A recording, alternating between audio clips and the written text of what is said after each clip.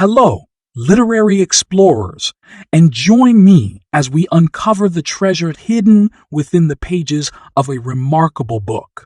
Today, we embark on a thrilling expedition through silo dust of Hugh Howey. Your engagement is crucial to the success of my channel, so if you find my videos valuable, make sure to give them a thumbs up, hit that subscribe follow button, and write a comment to let me know what you enjoyed the most. Together, we can make this community thrive. Prologue. Lucas converses with an unknown man by radio, saying that the mayor is currently away working on something Lucas knows the unknown man would not be pleased about. Lucas thinks nothing good will come of what the mayor's up to, and hopes the unknown man will keep his fingers crossed for them. Chapter 1. In Silo 18, Juliet Nichols uses an excavator to tear into the wall. She knows miners are watching, many of whom have lost loved ones because of actions she has taken. At last, she breaks through to the other side of the silo wall, pointed out by Rafe. Juliet is desperate to reach an abandoned silo where friends are trapped. Juliet calls for a cutting torch and a flashlight. Chapter 2. On the other side of the wall are rusted hydraulic lines, steel plates, and other metal structures in another room. Dawson III, shift foreman, asks what comes next. Juliet says they must make the hole bigger. Shirley, the new head of mechanical, cleans the genset with her shadow Callie. Juliet blames herself for the death of Shirley's husband and wonders if Shirley does too. Juliet is anxious to show the others the world outside that she has seen. Chapter 3. In the next room, Juliet, Rafe, and the others discover a massive piece of machinery designed to dig. She has seen a drawing of this machine in Jimmy Solo's silo. She realizes the machine was safely stowed away in the private room for a purpose. Juliet then realizes why the machine was put next to the generator room. Chapter 4. Rafe and Juliet conclude the spare generator is intended to be inserted into the digging machine. Juliet's lover, Lucas Kyle, arrives to see how things are going. Lucas cautions her that the rest of the silo is growing uneasy, especially up top. Lucas is worried that hundreds will die for Juliet to save a few elsewhere. Juliet promises to dig quietly if they dig at all, and that she will come back to her mayoral duties in a few days and will be home with Lucas for a while. Juliet explains she wants to get to the bottom of what is beyond the walls. Chapter 5. In Silo 17, Jimmy Solo Parker is worried about leaving and wishes he still lived alone. He now cares for some people from Silo 17, including little Elise, who is interested to know that thousands of people may soon be coming. Chapter 6. Jimmy heads to the lowest level of the silo, where pumps are forcing out the water that had previously been filling the silo up. Jimmy and the kids must tend to keeping the silo dry until Juliet comes for them. Chapter 7.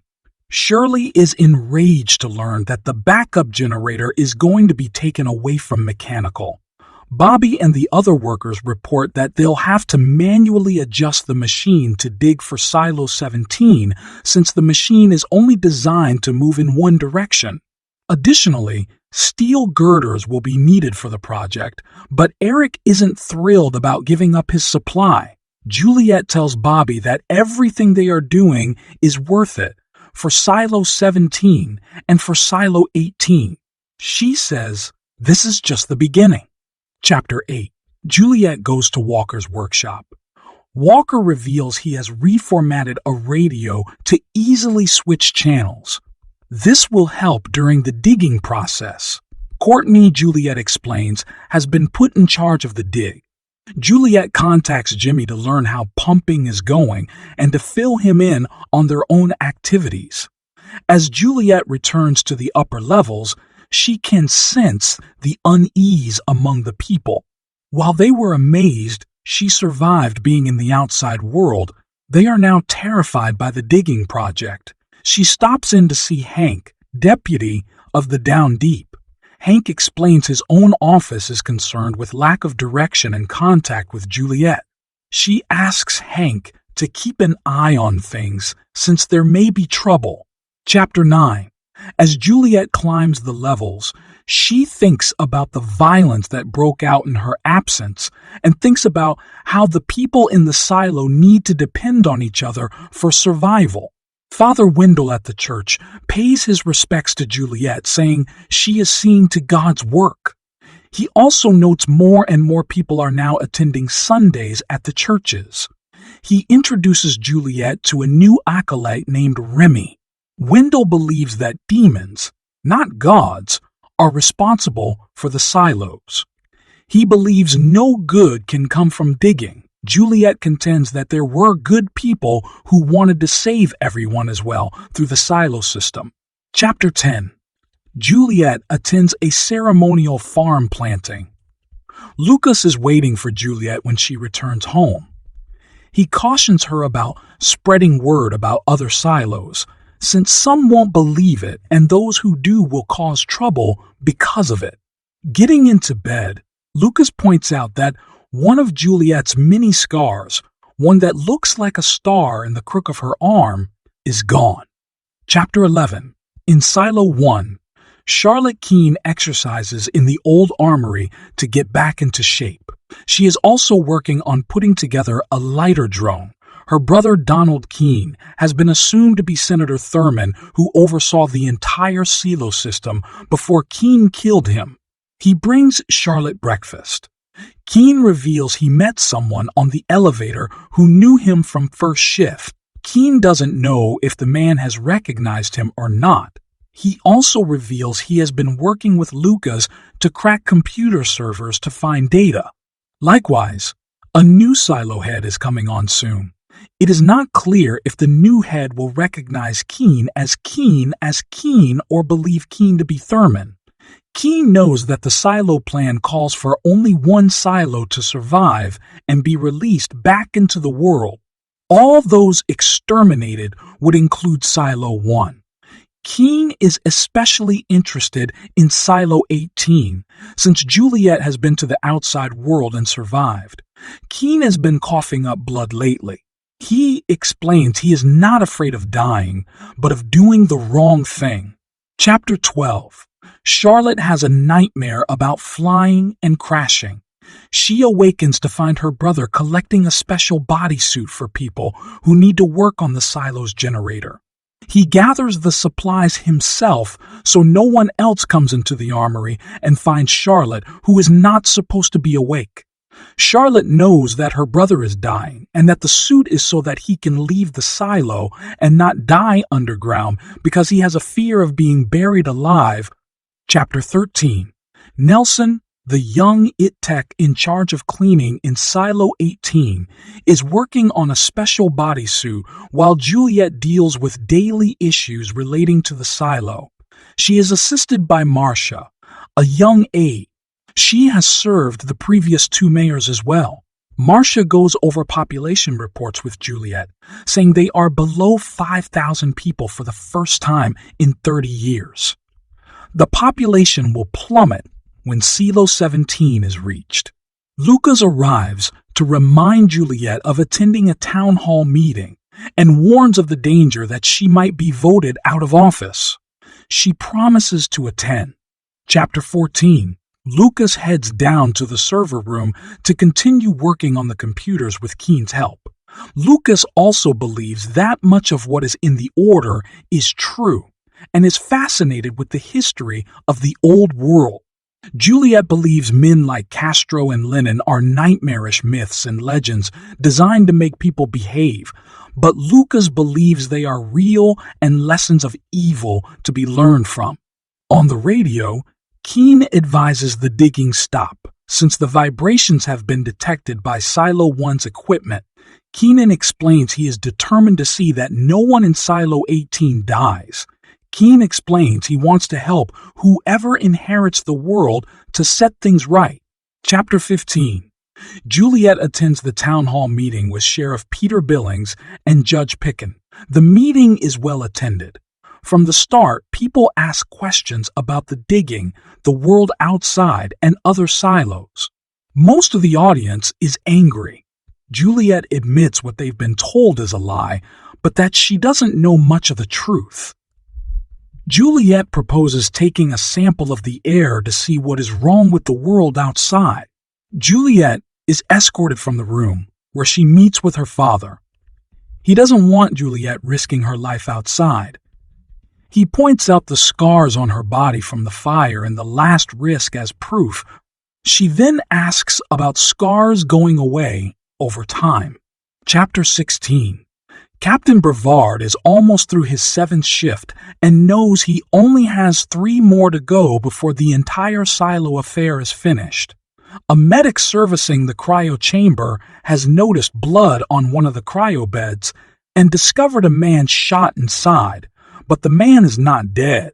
Brevard and security are now on the scene. It is believed the murder happened within the past month. The murder victim does not match the data or the name on the cryopod. Records are all fouled up, it is explained.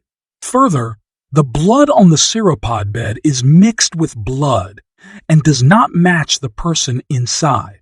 Darcy, the night guard, believes that whoever Troy is must still be alive and awake. Chapter 16. Brevard, Deputy Stevens, and Darcy head for medical.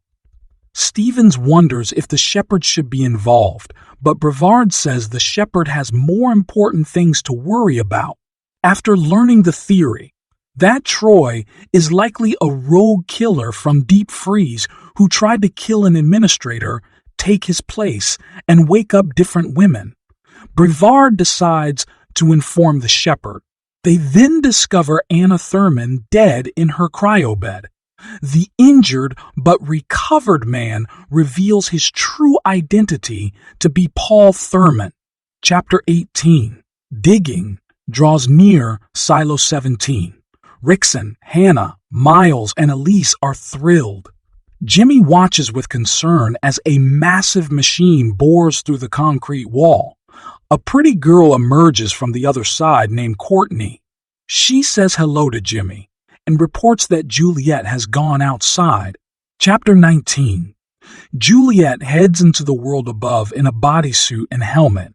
Lucas keeps in touch with her through radio. She begins collecting air and soil samples. She considers that all reports of the outside world done in the past were falsified to keep people living underground in fear. She also takes samples near the body of a dead cleaner, Jack Brent. Chapter 20. Juliet is readmitted to the silo through the airlock chambers. The air is decontaminated, Juliet is scrubbed clean, and the chambers are scrubbed clean. Lucas arrives and reveals the dig has gone through to the other side. Chapter 21. People from Silo 18 arrive in Silo 17, greeting Jimmy happily. They bring him Rickson, Hannah, and the children over to Silo 18. The people in Silo 18 are amazed to see Jimmy and the young people from Silo 18 and the young people from Silo 17. Jimmy feels as if uniting the two worlds has been a grave mistake. Chapter 22. Private rooms are set aside for Jimmy and the kids.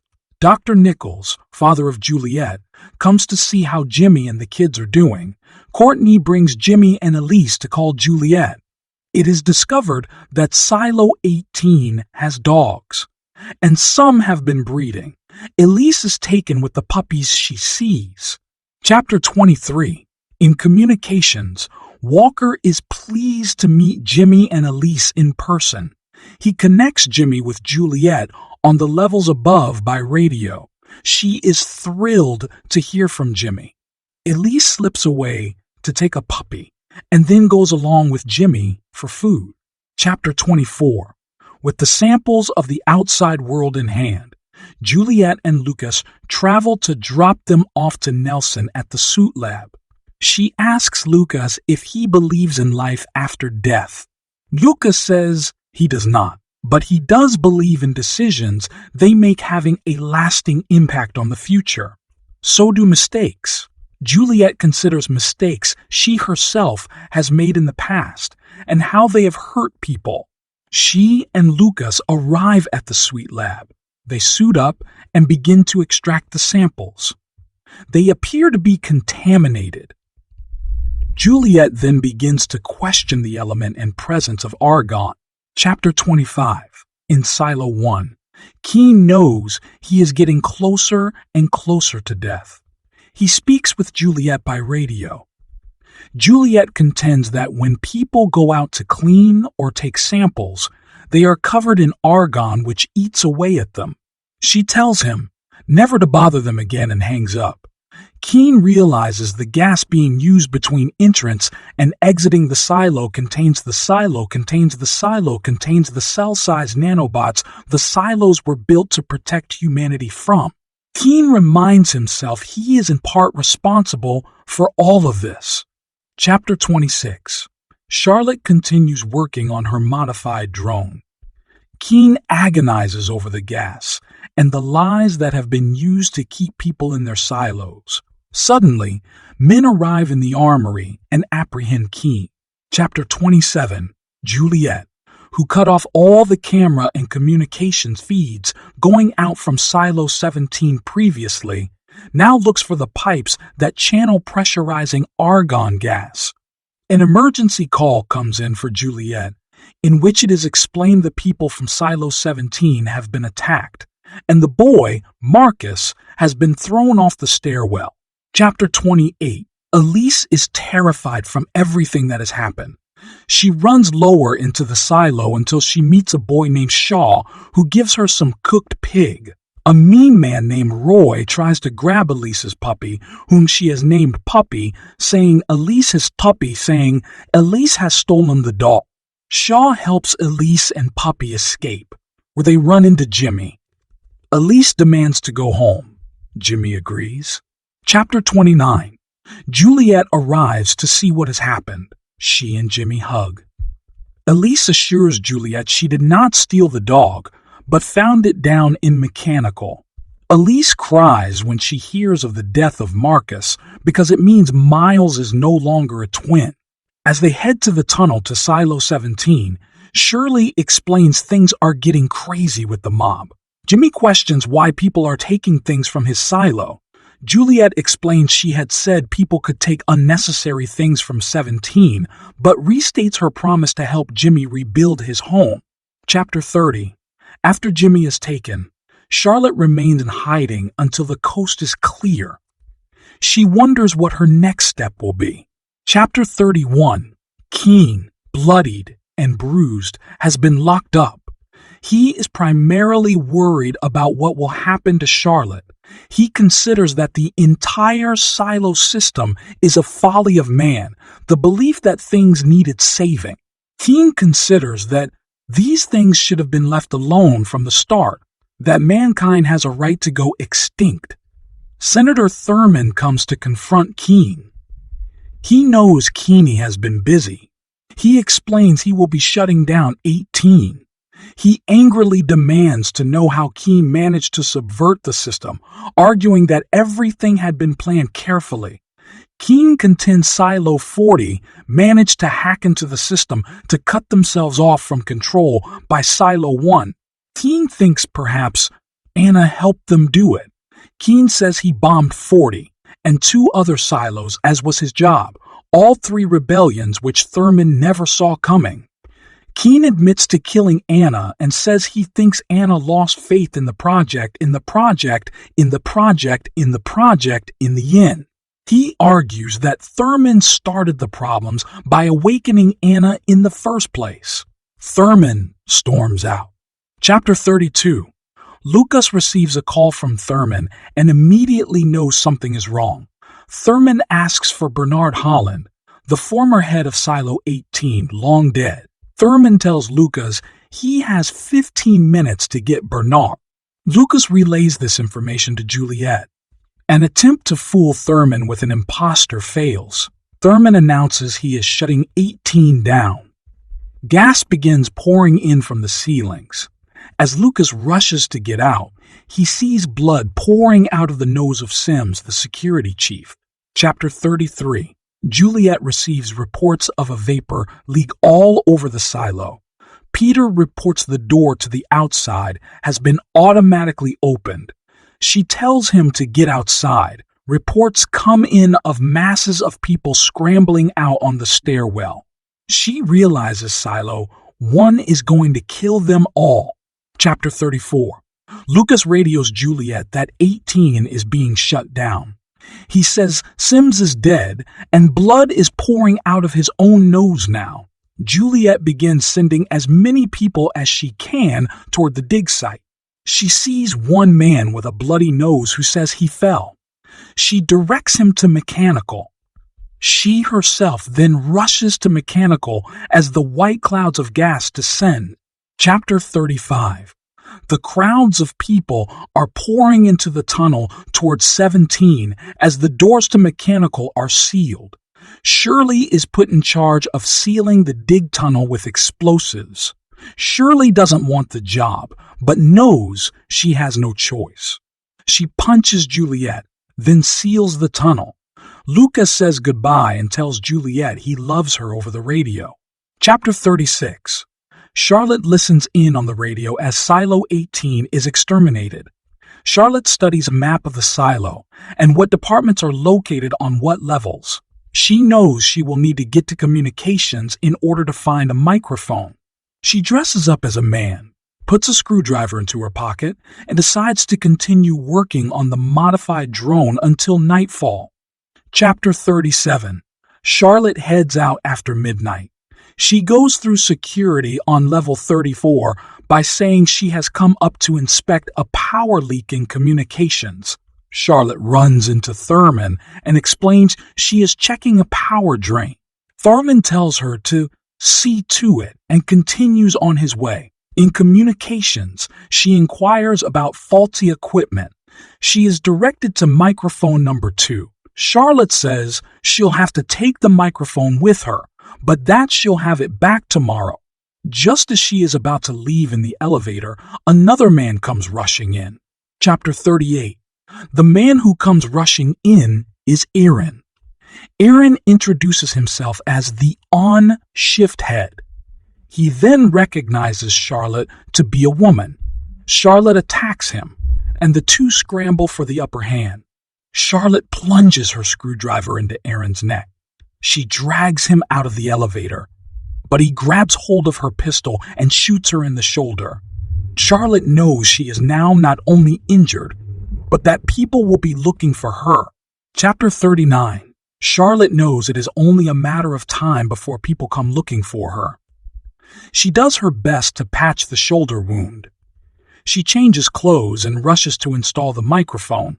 She is able to raise Juliet, who reports that everyone is dead. Chapter 40. Dr. Nichols and Rafe tend to Juliet, who has been injured in the tunnel ceiling.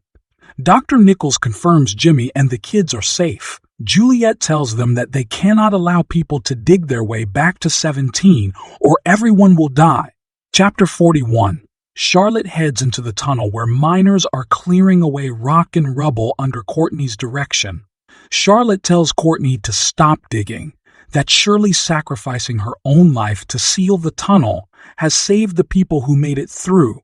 Courtney counters that Silo 17 cannot support Silo 18's people for more than a few days.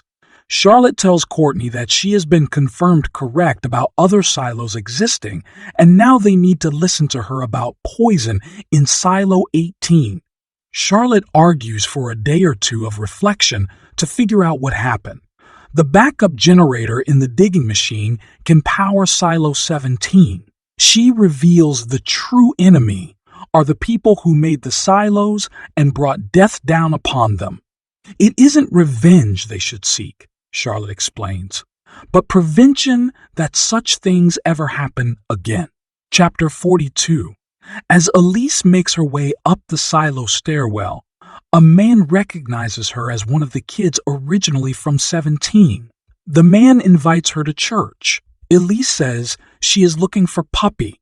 The man says he will help her find Puppy. He tells her she is a miracle. Chapter 43. Charlotte hides in the drone lift whenever someone comes into the armory in Silo 1. Charlotte feels a connection to the people living in the 50 other silos. She continues to attempt to reach out to anyone she can by radio. She gets in touch with a man from Mechanical in 17 who says Juliet is busy. Charlotte says she'll try back. Chapter 44. Thurman, Brevard, and another security agent arrive with breakfast for Donald Keene. Keene is continuing to weaken. Thurman reveals that Erin has been killed and wants to know who has been working with Keene. Thurman sends security outside and tells Keene he was right about Anna. Thurman asks if Keene remembers anyone tampering with gas feeds between medical and population control. Keene says he does not. Keene wants to know what is wrong with him physically. Thurman explains that Keene's body contains nanobots fighting to save him, and nanobots fighting to kill him. Keene will be ripped apart in the end. Thurman seems to regret this, and then leaves. Chapter 45. Darcy cleans up the blood near the elevator. He discovers a fired bullet with blood on it, and imagines it hit the killer and traveled clean through the killer's body. Darcy brings the bullet to Dr. Whitmore. The DNA is analyzed as belonging to someone from emergency personnel. Darcy goes to the emergency personnel cryo-freeze hall. Darcy discovers there are no names on these cryo beds, but only numbers. He discovers one of them empty. He takes down the number, notes the missing person is a pilot, and has a suspicion as to where the person might be. Chapter 46. Charlotte longs to help the 36 or so silos that are left out of the original 50. She also knows about the suicide pact wherein only one silo will be saved and released, while all others, including the one in which she is now, will be exterminated. Charlotte gets in touch with Juliet on the radio. Juliet says she will kill Donald Keene. Charlotte argues that she and her brother were not involved in the silo system the way Juliet thinks. She argues that Keene wanted to tell Juliet there is hope outside, but that he was arrested because he wasn't supposed to be talking to her. Charlotte relates some of the details about Thurman and his plot. Charlotte apologizes for what has happened to Juliet and all the other silos. Charlotte explains that the digging machines were meant to go to a place called SED, noted on the map of silos. Before she can explain further, Darcy appears. Chapter 47. Courtney oversees operations to get 17 up and running again as best as possible. Eric, Bobby, Fitz, and others discuss tunneling to another silo. Juliet reveals she is heading to silo 1 above ground and will need all the explosives she can get her hand. She is determined to kill all the people responsible for the silo system. Juliet reminds her group that the people in charge of each of the silos work directly with Silo 1. Eric thanks Juliet for giving his wife and kids a chance by urging the dig to 17. He tells her every day he has with his family is now a gift. He tells her to get the bastards who did this to them. Chapter 48. Juliet says goodbye to her father and asks him to watch after Jimmy and the kids. Rafe says goodbye to Juliet and explains that Gina from Supply tabulated they had about 250 years worth of materials left in Silo 18, as though everything was counting down towards something. Chapter 49. Rickson, Hannah, and Miles await the return of Jimmy in the farmlands, for Jimmy has gone off to find Elise. Hannah worries about where food will come from. Miles wishes all the other people would leave. Rickson finds a tomato and brings it to Hannah and Miles to eat. Jimmy, looking for Elise, comes across a man named Terry Harrelson, who slices one of the rubber hoses pumping water out of the depths of the silo. Terry wants to know where all the power comes from. Jimmy acknowledges it comes from above. Terry says, Elise is probably with the church men. Chapter 50. The religious men have found a number of books, and they ask Elise where they may find more. A man named Mr. Rash is especially interested in the books. He asks if Elise believes in God. She says she does. He asks her to sign her name to a piece of paper. She does as she is asked, though she would rather find Jimmy, Puppy, and her friends. Elise then hears that 2 people have been pronounced man and wife. Chapter 51. Darcy points a gun at Charlotte, who tells him not to shoot. Charlotte asks about her brother. Darcy says Keen is not doing well and is being put back into cryosleep that day. Darcy is curious how Charlotte and Keen were awakened. He is more curious than concerned and tells her he will not hurt her. He knows something bigger is going on and wants to get to the bottom of it all. Charlotte asks Darcy if he wants the truth. She offers to show it to him. Chapter 52. Charlotte and Darcy arrive for Keen and bring him to the armory. Charlotte reveals the world isn't gone, just their piece of it. She says she has seen it with the modified drone. Keen tells them what is known, with Silo 40 quietly going offline without warning. He tells them the silos are designed to collapse, crushing everything beneath them. They were designed with an open layout, so gassing them would be easier. That includes Silo 1. Darcy points out that his night shift will be up in an hour, and his boss will be angry when a prisoner is discovered missing. Chapter 53. Juliet comes across Father Wendell, who has had a crisis of confidence in the new silo. He worries everyone is doomed. Juliet says the people who did this to them are doomed. Hank reports that violence has broken out on the farm level, but it has been subdued. Rumors abound that higher up people go, the greater the chance they have of dying. Juliet tells Hank to dispel the rumors. Chapter 54. Shaw finds Jimmy to tell him that a group of people have taken Elise and won't let her go. Jimmy heads after them. Elise is terrified, cries, and wants to leave. Rash won't let her, squeezing her by the wrist whenever she tries to leave. Jimmy arrives with Shaw and a gun to save Elise. Chapter 55. Juliet heads to communications in Silo 17. There, a crazed priest in robes has started a fire, only to be knocked out by Rafe. They are too late to stop the fire from destroying the communications equipment. Chapter 56. Charlotte and Keen hide in the drone lift while the armory is searched. They then rush to the radio to try to raise Silo 17. Charlotte suggests flying Keen out by drone, but Keen won't leave his sister. He is dying anyways, he explains. He calls for a bodysuit and asks about the 60-kilo bombs the drones can carry. Chapter 57. Charlotte and Keen prepare to leave the silo. They do not know how long they will survive outside.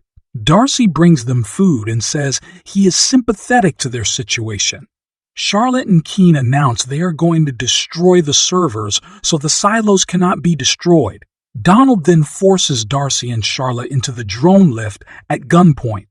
He will get them out of the silo while he detonates the bomb. Keen tells Charlotte he loves her as the door to the lift closes. Chapter 58. Juliet and Rafe are helpless against the fire in Silo 17's communications room. They consult a map of the silo system and consider the digging machine meant to go in only one direction.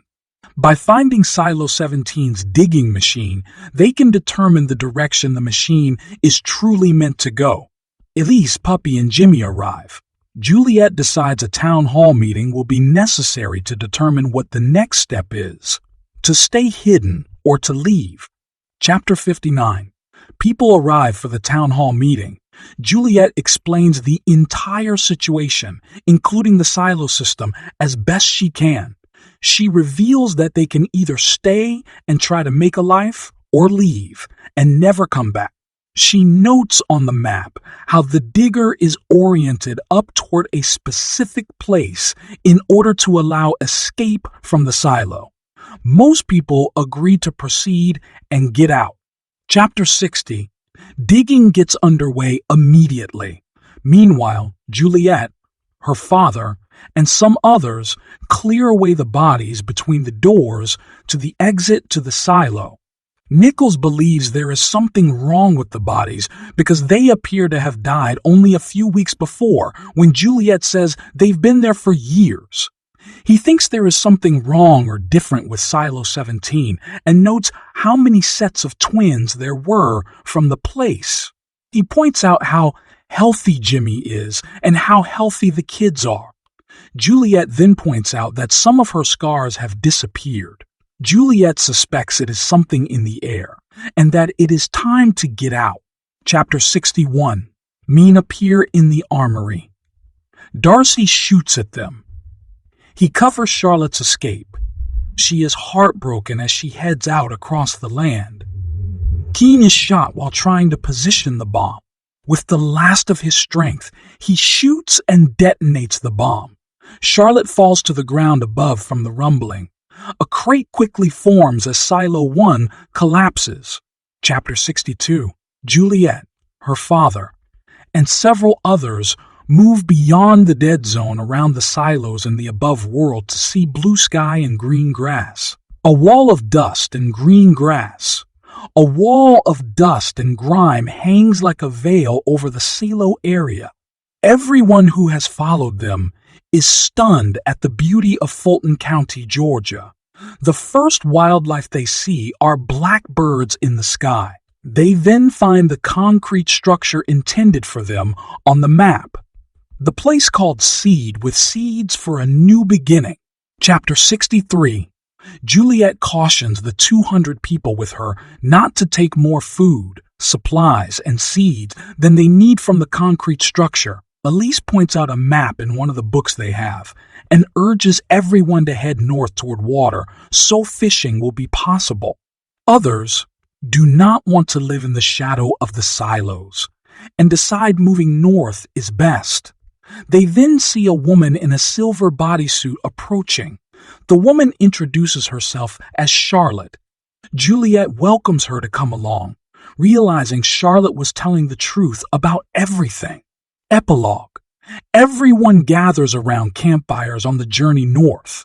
Juliet and Elise look up at the stars.